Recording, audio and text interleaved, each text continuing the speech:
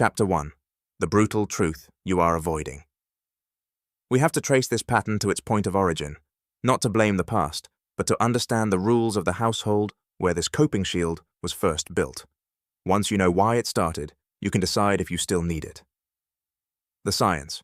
When a threat registers, real or perceived, your amygdala fires before your prefrontal cortex even gets the message. The signal travels faster through the emotional highway than the rational one. You react before you can think. This isn't weakness. It's a survival mechanism that's running in the wrong context. The origin map. Most problems have a point of origin, a moment or period when a useful coping mechanism got locked in past its expiry date. The origin map has 3 coordinates. 1. When did this pattern start? 2. What was it protecting you from then?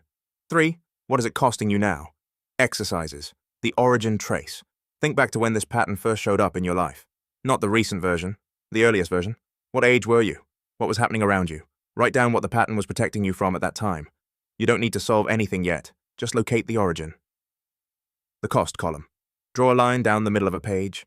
On the left, write what the pattern gives you. Safety, control, approval, comfort. On the right, write what it takes from you. Energy, opportunities, relationships, peace. Look at both columns without judgment. The cost column is your reason to change. When you slip. Understanding why this is happening doesn't fix it overnight, but it does something just as important. It removes the self-blame. You didn't choose this pattern, you learned it, and anything learned can be unlearned.